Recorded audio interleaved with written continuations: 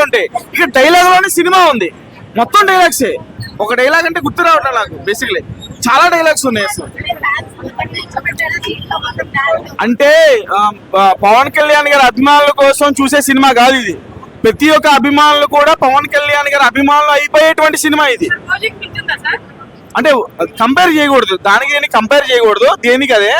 But ఇక్కడ ఏంటంటే అక్కడ సుజిత్ టేకింగ్ తో సినిమాటోగ్రఫీతో ఆకట్టుకున్నాడు, కానీ ఇక్కడ హరీష్ శంకర్ ఏంటంటే డైలాగ్స్ తో ఆకట్టుకున్నాడు. మామూలు డైలాగ్స్ లేవు. సినిమా స్టార్టింగ్ నుంచి ఎండింగ్ వరకు మొత్తం డైలాగ్సే. ఒక్క డైలాగ్ అంటే ఏం చెప్తాం అంటే, పవన్ కళ్యాణ్ గారి పొలిటికల్ కెరీర్ గురించి డైలాగులు ఉన్నాయి, పవన్ కళ్యాణ్ గారి మేనరిజం గురించి డైలాగులు ఉన్నాయి, పవన్ కళ్యాణ్ గారు అంటే సినిమాల్లో ఉండే ఎలా అయితే ఉంటారో అభిమానుల తాలూకు డైలాగులు ఉన్నాయి. మొత్తం డైలాగులే.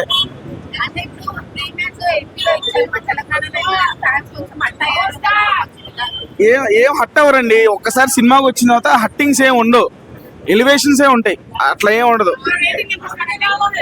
అంటే ఒక మెగా అభిమానిగా, రామ్ చరణ్ అభిమానిగా మేము ఇచ్చే అంటే రేటింగ్లు ఏమి ఉండవు మాకు.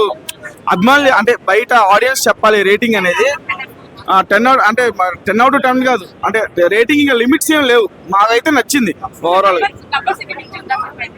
కంపేర్ చేయకూడదండి, ఒక సినిమాకి ఇంకో సినిమా కంపేర్ చేయకూడదు. ఈ సినిమా వరకు మాత్రం పవన్ కళ్యాణ్ గారికి న్యాయం చేశారు హరీష్ శంకర్ గారు. లిటరల్ గా చెప్పాలంటే ఒక అభిమానిగా న్యాయం చేశారు. ఖచ్చితంగా ఖచ్చితంగా ఖచ్చితంగా అంటే ఫుల్ ఆన్ ఎంటర్టైన్మెంట్. మీకు ఎక్కడ అంటే కొంచెం స్టోరీ పరంగా, స్క్రీన్ ప్లే పరంగా మీకు అనిపించినా లేపేశాడు సినిమాని, జస్ట్ విత్ డైలాగ్స్ అంతే. పవన్ కళ్యాణ్ గారి కోసమే ప్రత్యేకంగా రాసినట్టు అనిపించింది నాకు. ఇన్నేళ్ల నుంచి కళ్యాణ్ బాబు నుంచి మనం మిస్ అయిన డాన్స్ నెంబర్ అనేది టేకలేంగే సార్లు ఎత్తర కాలర్ ఎత్తర సాంగ్ లో మీకు ఉంటదయ్యా. ఫ్యాన్ పీస్ అసలు మేమే తట్టుకోలేకపోయినాం. లోపల పేపర్స్ ఎగురుతుంటే ఆ ఉత్సాహం, ఆ ఊపు అనేది after Gabbar Singh full fledged గా వింటేజ్ కళ్యాణ్ ఎంజాయ్ చేయగలిగిందంటే ఈ సినిమాతో ఎంజాయ్ చేయగలిగినాం అనమాట. సో లాస్ట్ మీరు అడిగిన డైలాగ్ ప్రకారంగా చెప్పాలంటే, ఈ దేశపోడు పొట్టు పెడితే ఎలాగుంటుందో మీరు చూస్తారా అని ఆయన ఆవేశంతో పాకిస్తాన్ వాళ్ళకి ఎట్లా వార్నింగ్ ఇచ్చిండు. అసలు చాలా ఇన్వాల్వ్మెంట్ ఉంటుంది దీంట్లో, టెర్రరిజము అట్లాంటివి ఇంకా చాలా ఫ్యాక్ట్స్ ఉంటాయి సినిమాలు. మీరు చూస్తే మీకు అర్థమవుతుంది ఆ ఎమోషన్, ఆ డెప్త్. హరీష్ శంకర్ ఏ విధంగా తీయాలనుకున్నాడు, జనాలకు ఏ మెసేజ్ ఇవ్వాలనుకున్నాడు, జనాల లోపల ఇంత ఉత్సాహాన్ని పెంచేసి జనాలకి ఎట్లాంటి మోటివేషన్ ఇవ్వాలనుకుంటున్నాడు అనేది మీరు చూస్తే తెలుస్తుంది. ఇప్పుడు టికెట్ హైక్స్ అనేది మీకు చాలా ఇబ్బందికరంగా ఉంటుందని చెప్పేసి మీరు ప్రతి పెద్ద సినిమా హీరోకి టికెట్స్ హైక్ ఇంత ఉంది, అంత వచ్చిందని చెప్పేసి మేము అఫోర్డ్ చేయలేమని ఒక మిడిల్ క్లాస్ కూడా ఆలోచించేది చాలా బాధాకరమైన విషయం.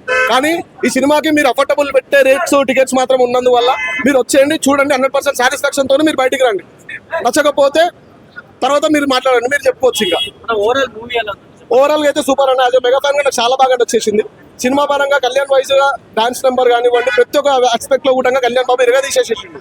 ఫుల్ ఫ్లెడ్జ్డ్ గా 1 man షో కళ్యాణ్ బాబు, ఇంకా ఫుల్ ఫ్లెడ్జ్డ్ గా 1 man షో కళ్యాణ్ మొత్తం మోసేసిండు అనమాట. సినిమా మాత్రం బ్లాక్ బస్టర్ ఉందండి. వచ్చి చూడండి ఒకసారి, మీరు సినిమా చూసిన తర్వాత మీకే మంచిగా అనిపిస్తుంది.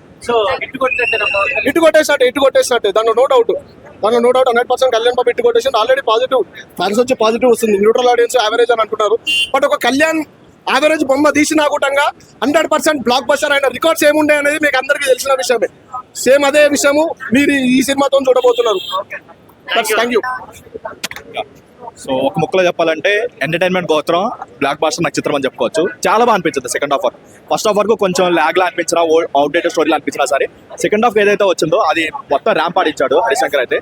అండ్ మెయిన్ పాజిటివ్ అంటే ఆయన ఎనర్జీ, పవన్ కళ్యాణ్ గారి ఎనర్జీ మొత్తం సాంగ్స్ లో అయినా, లేదంటే ఒక రీమిక్స్ సాంగ్ ఉంటుంది, ఫ్యాన్స్ ఎవరు కూడా సీట్లోకి వచ్చారు, ఆ లెవెల్ వర్కౌట్ అయింది ఆ రీమిక్స్ సాంగ్ అంటే. అది కాకుండా ఆయన డాన్స్ మూవ్మెంట్స్ ఏదైతే ఉన్నాయో ఆయన మీద ఆయనే పంచులు వేసుకోవడం, లేదంటే ఆయన వేసిన డాన్స్ అయినా సార్ 2 songs లో.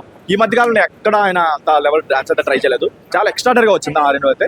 అండ్ మెయిన్ పాజిటివ్ ఏంటంటే డైలాగ్స్. సో ఏదైతే ఆయన క్యారెక్టరైజేషన్ బయట ఎలా ఉంటుందో సేమ్ క్యారెక్టరైజేషన్ డైలాగ్స్ మూవీలో పెట్టడం అనిపించింది. చాలా బాగా కనెక్ట్ అవుతాయి. అండ్ అది కాకుండా ఫ్యాన్స్ మీద చెప్పిన కొన్ని డైలాగ్స్ అయినా, లేదంటే సెటైర్స్ అయినా సరే, లేదంటే పొలిటికల్ గా కొన్ని డైలాగ్స్ అయినా సరే నెక్స్ట్ వర్కౌట్ అయ్యాయి. అండ్ కంప్లీట్ గా ఫ్యాన్ ఫిక్షన్ చెప్పుకోవచ్చు. ఏ ఒక్క ఫ్యాన్ కూడా డిసప్పాయింట్ అయితే బయటకు వెళ్ళారు, అదైతే గ్యారంటీ. బట్ ఓన్లీ డ్రాబ్యాక్ ఏంటంటే ఫస్ట్ హాఫ్ లో వచ్చే కొంచెం అవుట్డేటెడ్ స్టోరీ ఒక్కటి కొంచెం మనం కంట్రోల్ చేసుకోగలిగితే మాత్రం ఎక్స్ట్రాడనరీ సెకండ్ హాఫ్ అని చెప్పుకోవచ్చు. సో ఆయన కెరీర్ లో one of the biggest hit అయితే అవ్వచ్చు. మేబీ గబ్బర్ సింగ్ గురించి తెలకపోవచ్చేమో, కానీ మన కలెక్షన్ ఓజితే కంపల్సరీ, దానికున్న హవా వేరు, దానికి వేరు. కానీ బట్ మంచి కలెక్షన్ వస్తే ఆయన కెరీర్ లో మంచి హిట్ అయితే అవుతుంది, అదైతే గ్యారంటీ. ఎందుకంటే సెకండ్ హాఫ్ ఎక్కడ ఒక డల్ మూమెంట్ ఉండదు, ఒక ల్యాగ్ మూమెంట్ ఉండదు. సెకండ్ హాఫ్ అలా తీసుకెళ్ళిపోయారు. అసలు ఎంత ఫాస్ట్ గా అయిపోయింది అనిపిస్తుంది సెకండ్ హాఫ్ అయితే. యాడ్ చేసిన ఎంటర్టైన్మెంట్ అయినా, లేదంటే రీమిక్స్ సాంగ్ అయినా సరే, దాని తర్వాత ఒక చిన్న వేరే ఓల్డ్ డే సాంగ్ ఒకటి అయినా సరే నెక్స్ట్ వర్కౌట్ అయ్యాయి.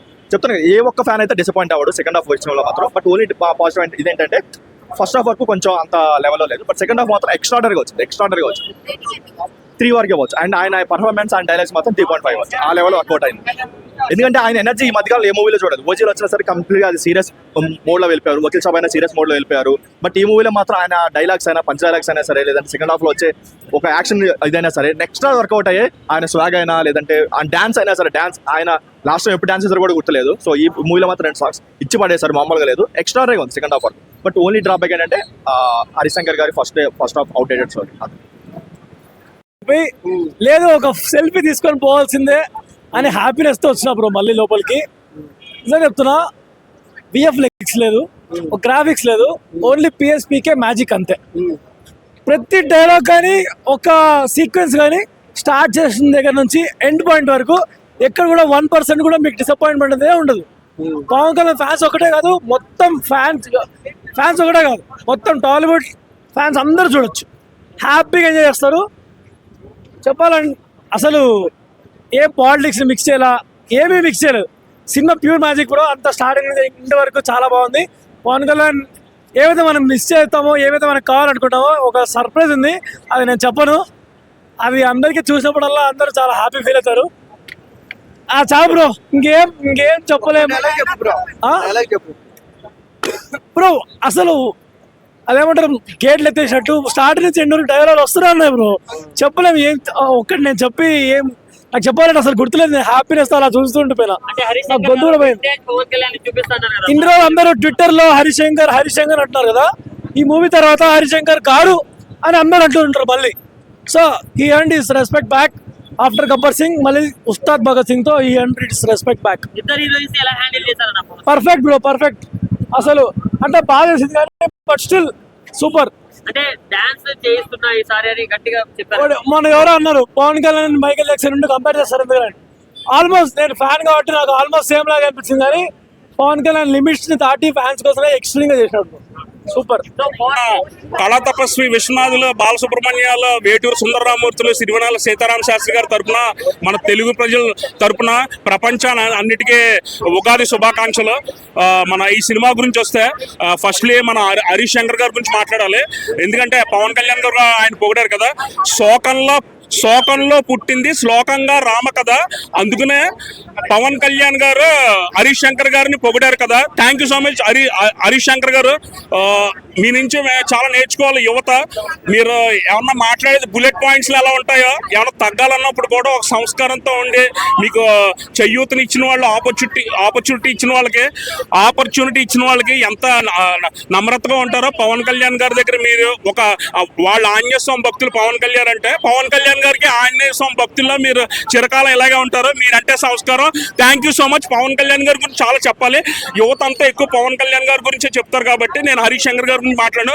మీ నాన్నగారికి కూడా నా నమస్సుమాంజలి. మీరు మన తెలుగు భాషను కాపాడ్డ ఇవాళ ఉగాది. మీరు తెలుగు మీడియం డిహెచ్ఎల్లో చదివారు, అందుకే నా పాండిత్యం. Thank you so much. All the best. ఆయనకి 10 డైరెక్టర్లో మెలకువలు పెరిగిపోయినాయి. ల్యాగ్ అని అంటున్నారు. ల్యాగ్ 2 గంటల 40 నిమిషాలు మేడం. అదే విధంగా దురంధర్ 3 గంటల 40 నిమిషాలు. ఈ దేశం కోసం సినిమా చూడలే. 2 గంటల 40 నిమిషాలు కూడా సినిమా చూడలేని పరిస్థితిలో మనం ఉన్నావా? హైలైట్స్ పవన్ కళ్యాణ్ గారు అండి. ఇప్పుడు పవన్ కళ్యాణ్ గారి నటన ఈ ప్రజల కోసం, ఈ రాష్ట్రం కోసం, ఈ దేశం కోసం ఏమి చేయాలో చాలా చక్కగా చూపించాడు. ఒక పోలీస్ ఆఫీసర్, పవర్ఫుల్ పోలీస్ ఆఫీసర్లో ఈ యొక్క అక్రమార్కుల్ని, రౌడీల్ని, గుండాలు ఎలా అరికట్టాలో చూపించాడు.